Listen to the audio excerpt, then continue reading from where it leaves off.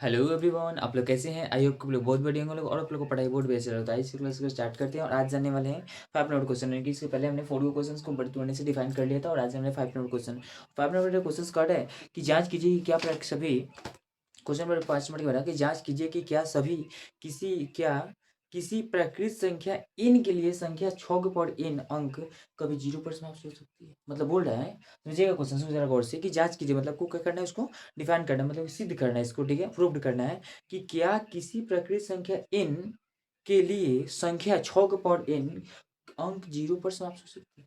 समझिए गौर से।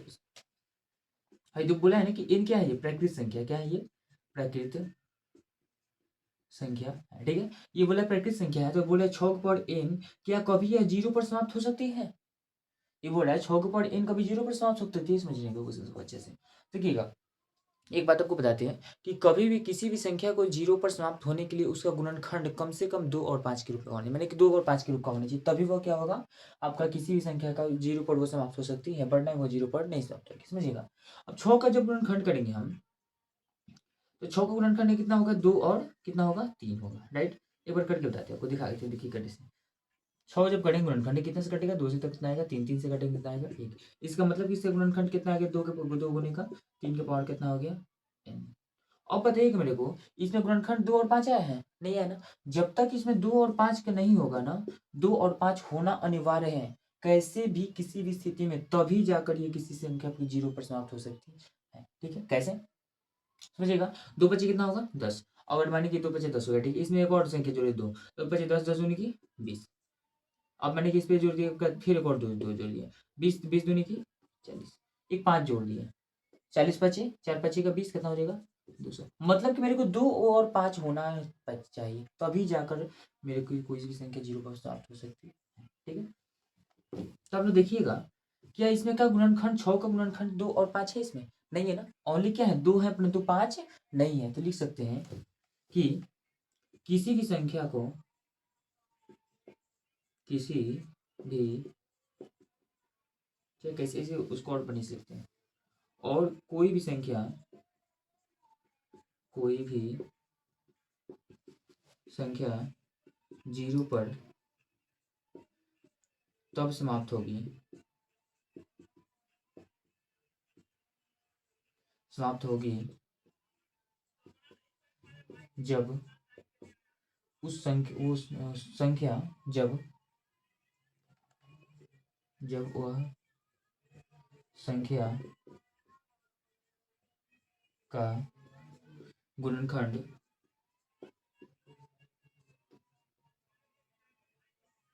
गुणनखंड 2 गुने 5 का रूप का होगा। अतः अतः 6 की पावर n का गुणनखंड 6 की पावर n का गुणनखंड 2 और 5 के रूप का नहीं है, इसलिए 6 की पावर n कभी भी 0 पर समाप्त नहीं होगी, 0 पर समाप्त नहीं होगी, नहीं,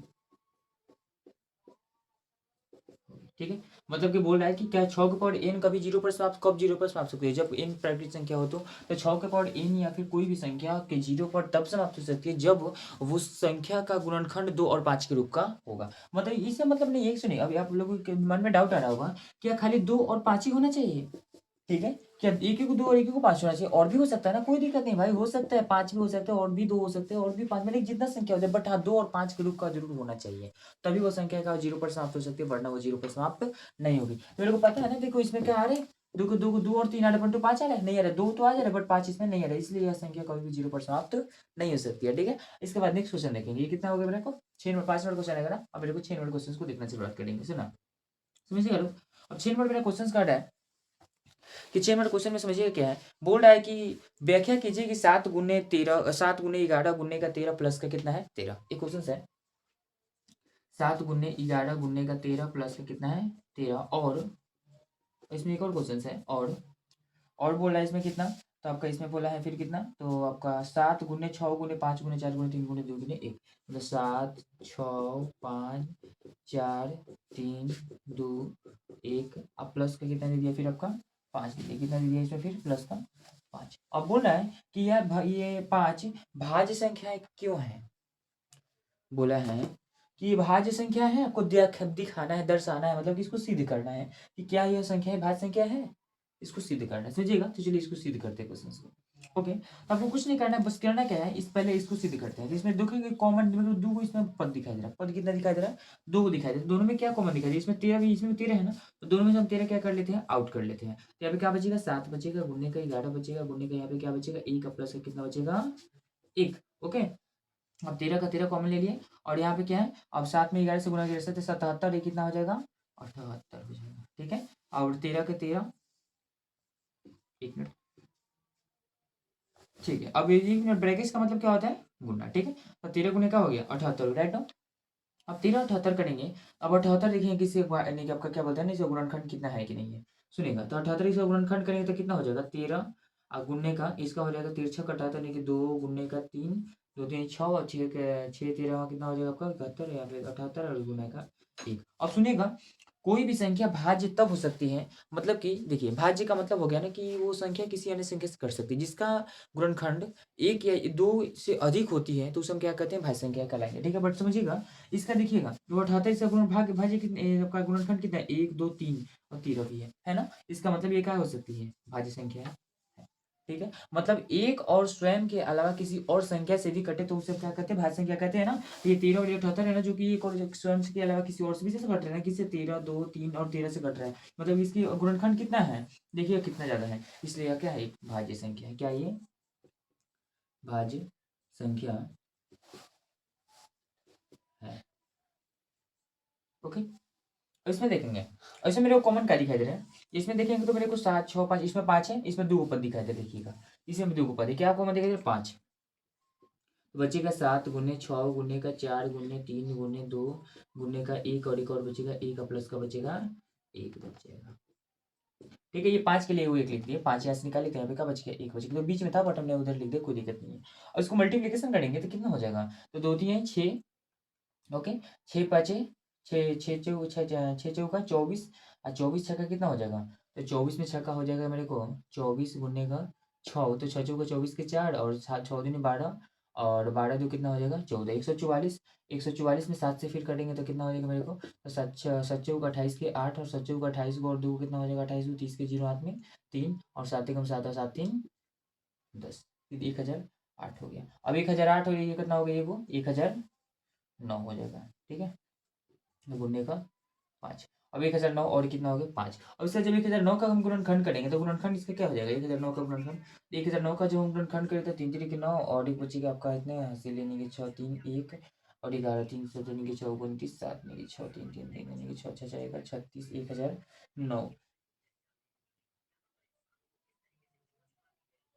यस, मतलब कि ये भी क्या होगा, इसका भी क्या, ये भी क्या होगा एक भाज्य संख्या होगा, कैसे, क्योंकि इसका भी गुणनखंड क्या है 1 से अधिक है। ठीक है, 1 से क्या है इसका अधिक है, इसलिए भी क्या है कि भाज्य संख्या कहलाएगी, ये भी क्या है भाज्य संख्या है। मतलब कि बोल रहे भाज्य संख्या कैसे है, तो देखिएगा जब भी कोई संख्या, एक बार फिर से बताते हैं कि भाज्य संख्या वो है ना कि देखिए जब कोई संख्या एक और स्वयं के अलावा किसी और संख्या से कटे तो उसे क्या कहते हैं भाज्य संख्या कहते हैं। तो देखिएगा एक के अलावा, एक और स्वयं के अलावा किसी और भी संख्या से कटे, 5 1 1009 से, इसका भी गुणनखंड हो जाएगा। ये देखिए 2 3 1 से ज्यादा अवधि से संख्या से कटने, देखिए ये संख्या 1 2 3, मतलब कि इसका गुणनखंड कितना है 3 को है ना, इससे मतलब ये क्या है भाज्य संख्या है। अब समझिएगा, एक या 13 गुने 2 गुने 3 गुने 13 गुने 1, ठीक है। अब समझिएगा इसमें एक मैंने कि भाज्य संख्या क्या है जो एक और स्वयं के अलावा किसी और संख्या से घटे, तो देखिए ना किसी और से नहीं कट रहा है, 2 से कट रहा है, 3 से कट रहा है, 13 से कट रहा है, 1 से कट रहा है ना, इसका मतलब क्या है, ये भाज्य संख्या है ना। तो भाज्य संख्या वो है जो एक और स्वयं के अलावा किसी और संख्या से कटे, उसे हम क्या कहते हैं, भाज्य संख्या। तो 5 से 1 से या 9 से कट रहा था, ठीक है। इसके अलावा अभाज्य संख्या किसे कहते हैं, तो अभाज्य संख्या वो होता है ना जो केवल एक और स्वयं से कटते हैं, उसे हम क्या कहते हैं, अभाज्य संख्या कहते हैं, ठीक है। ये मेरा वो कितना नंबर, 6 नंबर का। अब इसका नेक्स्ट क्वेश्चन 7 नंबर देखिएगा। अब नेक्स्ट क्वेश्चन 7 नंबर क्या कर रहे हैं, ठीक है। अब 7 नंबर क्वेश्चन कर रहा है, किसी खेल के मैदान के चारों ओर एक वृत्ताकार पथ है, मतलब कि इसका आपको कुछ निकालना है। इसको छोटा सा निकल जाएगा यहाँ पे, हाँ देखते इसे प्रयास करके निकालने का, अगर निकल जाए तो बढ़िया का बात है। एक मिनट मिटा दीजिए इसको, और अच्छा लगेगा, अच्छा लगेगा इसको क्वेश्चन को बनाने में।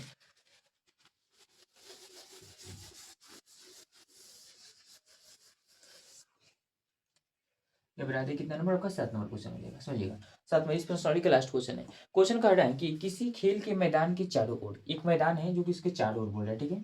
चारों ओर वृत्ताकार पथ है, ठीक है। ये क्या है, वृत्ताकार पथ है, ओके। बोल रहा है कि इस मैदान का एक चक्कर लगाने में सोनिया को 18 मिनट लगता है। एक सोनिया लड़की है, उसको एस, ठीक है। इसको पूरा चक्कर लगाने में कितना लग रहा है, तो इसको 18 मिनट लग रहा है, ठीक है, 18 मिनट लग रहा है, ओके। फिर एक और लड़की है, ये पता नहीं लड़का है, देखते हैं। चक्कर लगाने में सोनिया को 18 मिनट लगते हैं, जबकि इसी मैदान का चक्कर लगाने में रवि को और कितना मिनट लगता है, 12 मिनट लगता है। एक रवि है, इसको चक्कर लगाने में कितना लगता है, 12 मिनट लगता है। तो बोल रहा है कि मान लीजिए कि वे दोनों एक ही स्थान से शुरुआत किए चलना, मानो कि इस पॉइंट से ये दोनों शुरुआत की थी चलना, ओके। इसी पॉइंट से शुरुआती पॉइंट है, माने कि उसको इनिशियल पॉइंट बोलते हैं, ओके। तो एक ही स्थान से शुरुआत किए थे, तो एक ही समय पर चलना पड़ा, एक ही स्थान से शुरुआत भी किए थे और एक ही समय पर चलना प्रारंभ भी किए थे। तो बोल रहा है कि और एक ही दिशा में जा भी रहे हैं, तो कितने समय बाद वो पुनः प्रारंभिक स्थान पर आ जाए, ओके। बोल रहा है कि कितने समय बाद वो क्या करेंगे, प्रारंभिक स्थान पर आ जाइए ना, क्वेश्चन बोल रहा है। यस, मतलब कि यही बोल रहा है, ठीक है। बढ़िया की बात है, इसको चलो निकालते हैं, आप लोग देखिएगा। मतलब एक वो लड़का है, लड़की है सोनिया, एक वो है रवि, ये 18 मिनट में चक्कर लगाती है, ये 12 मिनट में चक्कर लगाती है। और बोल रहा है कि कितने देर बाद वो व्यक्ति दोनों एक दूसरे के साथ में, ठीक है। तो निकालने के लिए क्या करेंगे, तो आपको कुछ नहीं करना है, दोनों का क्या करना है, आपका गुणनखंड निकाल देना। 18 का गुणनखंड निकाल देंगे, यहाँ पे क्या निकाल देंगे, 12 का गुणनखंड निकाल देंगे। 2 से काटेंगे आएगा 9, 3 से काटेंगे आएगा 3, 3 से काटेंगे आएगा इतना 1 आएगा। फिर इसको काटेंगे 2 से आएगा 6, 2 से काटेंगे कितना आएगा 3, 3 से काटेंगे कितना आएगा 1। इसका एलसीएम निकालेंगे। अब एलसीएम का नियम क्या कहता है, तो एलसीएम कहता है ना कि सबको क्या करना है, आपको पकड़ के पहले इसको एक साथ देखते हैं। 18 के करने कितना हो जाएगा 2 3 3, बड़ा गुने का हो जाएगा 1, और बाटी का कितना हो जाएगा, तो कितना हो जाएगा 2 2 2 3, कितना 2 3 है ना, ठीक है। 3 और गुने का कितना हो जाएगा 1। इसमें 2 मैच कर गया, इसमें कितना मैच कर गया, 3 मैच कर गया, एक मैच कर गया। इसका अब मेरे को एलसीएम निकालना है, एलसीएम से मेरे को पता चल जाएगा कितने मिनट में चक्कर लगा रही है। एलसीएम निकालने में से इसमें वो निकल गया 2, इसका निकल गया 3, एगो निकल गया, यहाँ का 2 निकल गया, और इसमें से निकल गया एगो 3, और गुने का बच गया 1। अब गुना करें, 2 दिन 2 3 6, 6 दिन 12, अब बढ़ती हैं 36, 36 मिनट के बाद वह दोनों एक दूसरे के साथ मिल जाएंगे, ठीक है। तो क्वेश्चन पूछा था मेरा कि सोनिया एक लड़की थी और एक रवि था, जो भी 18 मिनट में सोनिया चक्कर लगाती है 18 मिनट में, और रवि चक्कर लगाते कितने मिनट में, तो 12 मिनट में चक्कर लगाते राइट नाउ। और शुरुआत की थी एक ही जगह से चलना, एक ही दिशा में चल रहे थे, और एक ही समय पे चलना शुरुआत किए थे। तो बोला कि वो कितने देर बाद आप दूसरे के साथ में हो जाएगा, ठीक है, मिल जाएंगे। तो मिलने के लिए हमको देखना था, जो भी 2 को पॉइंट दिया था उसको हमने क्या कर लिया, फैक्टर कर लिया, गुणनखंड कर लिया, और गुणनखंड के बाद हमने इसका एलसीएम निकाल दिया, मेरा कितना आ गया 36 मिनट बाद। तो 36 मिनट बाद मेरा क्या एक दोनों एक दूसरे के पास मिल जाएंगे, ठीक है। आई होप कि इस क्वेश्चन को आप लोग बहुत बढ़िया समझे होंगे लोग, और इसी प्रकार के क्वेश्चंस को देखने के लिए और नेक्स्ट क्वेश्चन को इंतजार करेंगे, नेक्स्ट वीडियो में फिर मिलेंगे। और ऐसे ही प्रकार के क्वेश्चन देखने के लिए मेरे अपने चैनल परामर्श क्लासेस से जरूर जुड़ें, ठीक है। और अच्छे क्लास अच्छा लगा हो तो लाइक शेयर कमेंट करना नहीं भूलें, थैंक यू।